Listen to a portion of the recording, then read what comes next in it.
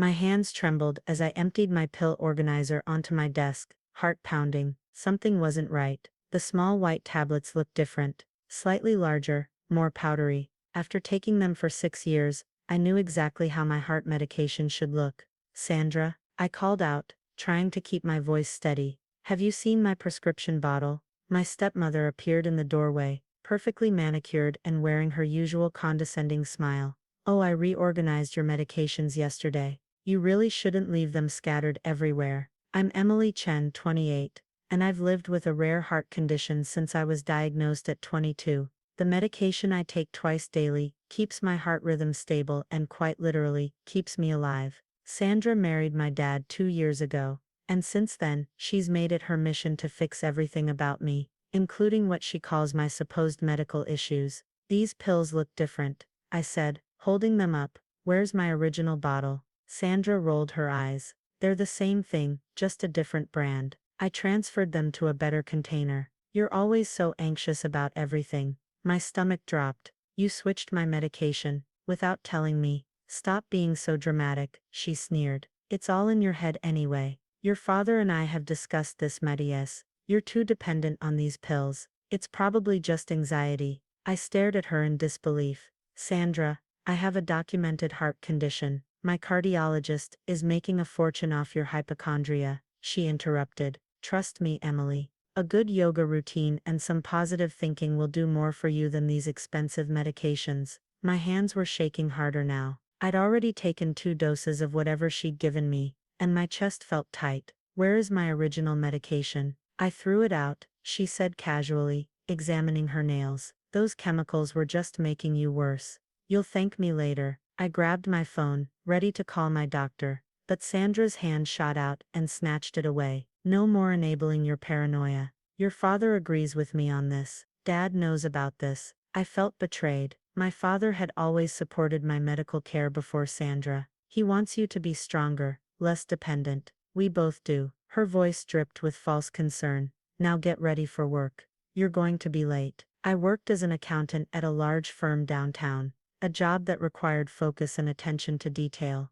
But as I drove to work that morning, my mind was racing. Without my medication, I knew my condition would deteriorate quickly. The substitute pills, probably sugar or some herbal supplement, Sandra believed in Mighty's, wouldn't protect me from the dangerous arrhythmias I was prone to. By mid-morning, I could feel something was wrong. My heart was beating irregularly, and I felt dizzy. I tried calling my dad from my office phone, but it went straight to voicemail. Sandra must have gotten to him first with her version of events. Hey, you okay? My coworker Mike asked, noticing my pale face.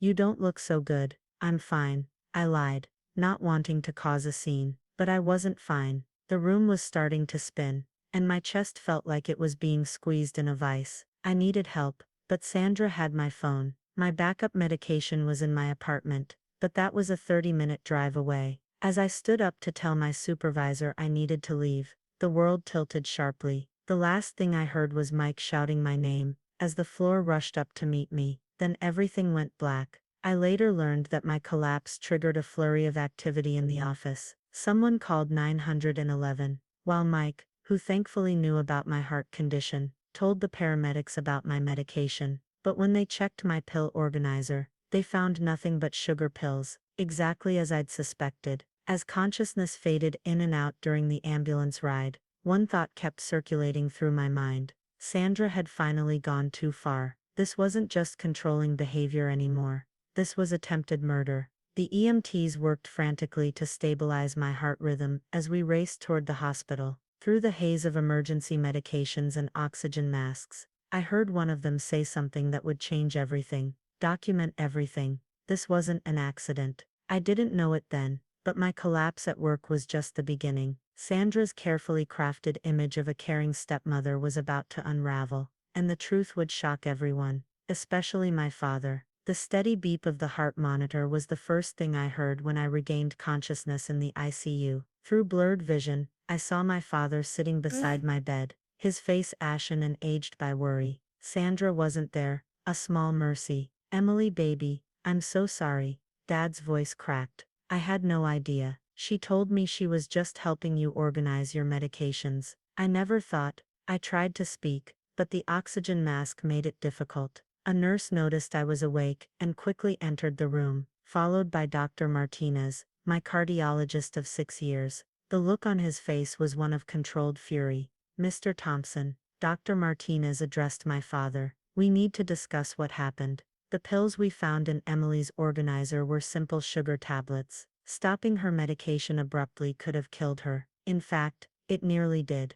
Dad's face crumpled. Sandra said they were just a different brand. She convinced me Emily was too dependent on medication, that it was mostly anxiety. He trailed off, realizing how hollow his words sounded. Mr. Thompson, Dr. Martinez's voice was stern. Your daughter has a well-documented cardiac condition. We have years of test results, ECG readings and specialist reports. This wasn't anxiety. This was medical neglect, possibly attempted murder. The word murder hung heavy in the air. My father put his head in his hands, shoulders shaking. The nurse adjusted my IV and checked my vitals, her movements efficient but gentle. The police want to speak with Emily when she's stronger, she said quietly. They've already taken her medication organizer as evidence. That's when Sandra burst into the room, all tears and dramatic concern. Oh, Emily, darling, I came as soon as I heard. She tried to rush to my bedside, but Dr. Martinez stepped between us. Ma'am, I'm going to have to ask you to leave, he said firmly. I'm her stepmother. I have every right to be here. Sandra's voice rose. Her perfectly applied makeup couldn't hide her panic. This is all a misunderstanding. I was trying to help by replacing life-saving medication with sugar pills. The new voice came from Detective Sarah Morris, who had entered quietly during Sandra's outburst. Mrs. Thompson, we need to have a conversation about your actions. Sandra's facade cracked. You don't understand. She doesn't need all these chemicals. I was proving that it was just in her head. I was helping her become stronger by nearly killing her. Detective Morris's voice was ice cold. We found your internet search history, Mrs. Thompson. How to make sugar pills look real. What happens when heart medication is stopped? Can anxiety mimic heart problems? Care to explain those? The color drained from Sandra's face. My father, who had been silent during this exchange, suddenly stood up.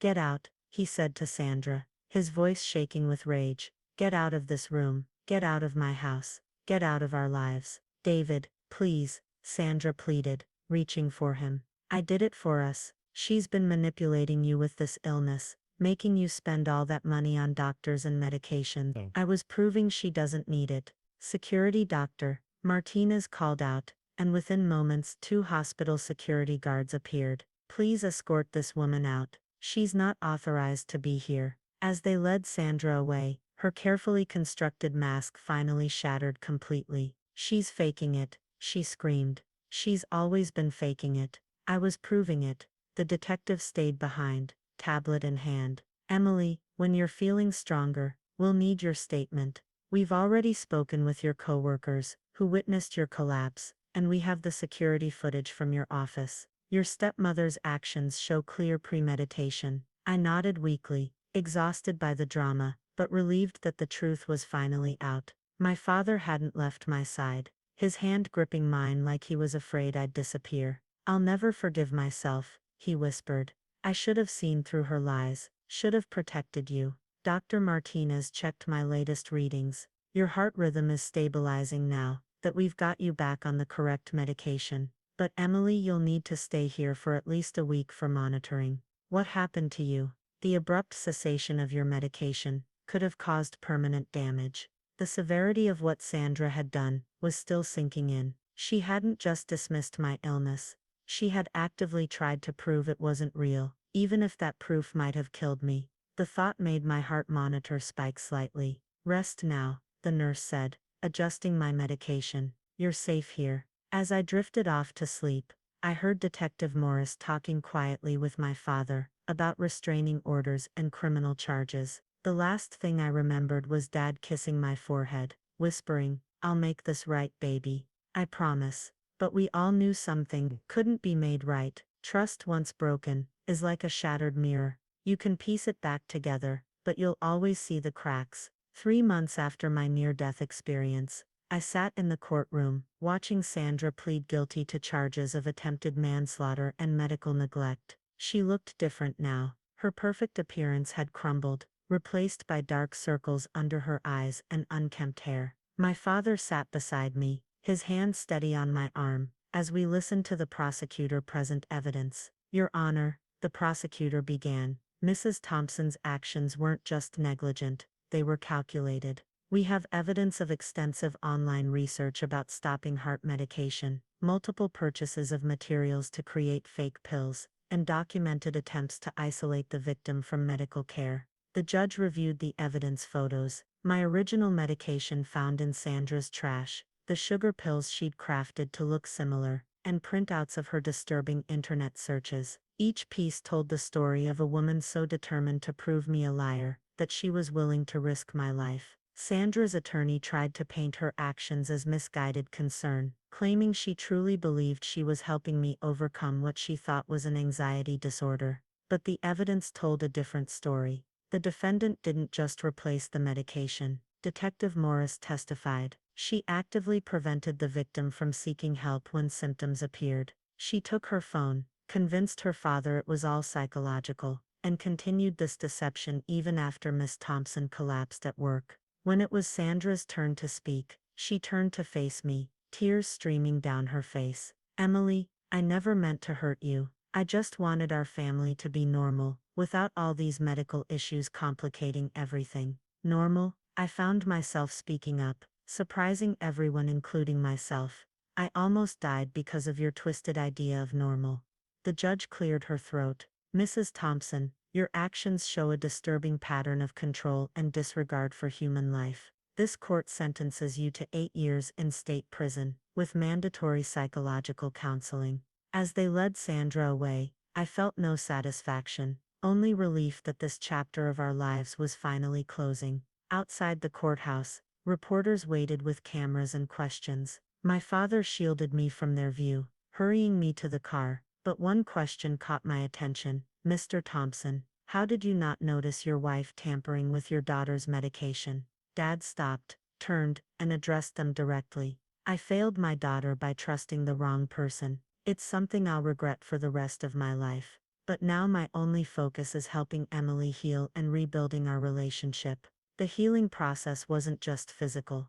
Though my heart condition was back under control with proper medication, the emotional scars ran deep. Dad and I started therapy together, working through the trust issues Sandra's actions had created. He sold our family home, unable to live there after what happened. We both needed a fresh start, away from the memories of Sandra's deception. He bought a small house closer to my apartment, making sure I had spare keys and my own room there. I'm having security cameras installed, he told me one evening as we sorted through old family photos, carefully removing Sandra from our albums. And I've given copies of your medical records to both our lawyers. Nobody will ever be able to interfere with your care again. My coworkers, especially Mike who had called the ambulance, became like a second family.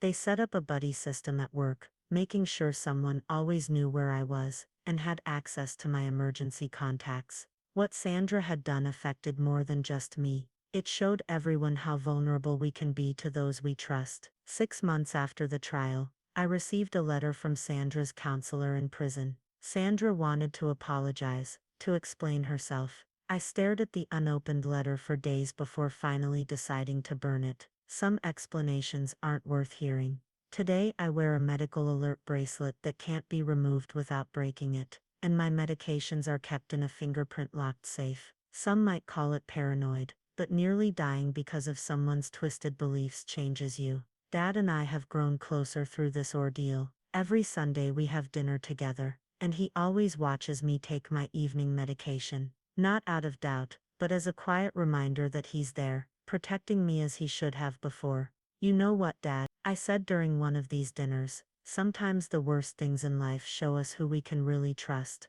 He smiled sadly, understanding the weight of those words. And sometimes they give us a chance to rebuild something stronger. As I look back on everything that happened, I realize that Sandra's attempt to prove me a faker didn't just fail. It revealed her own deception while strengthening the real bonds in my life. Sometimes the truth comes at a terrible price, but it's always worth knowing. My heart condition will always be part of my life, but it no longer defines me. What defines me is my survival, my resilience, and the knowledge that I'm surrounded by people who truly care about my well-being. And that's a medicine no one can take away.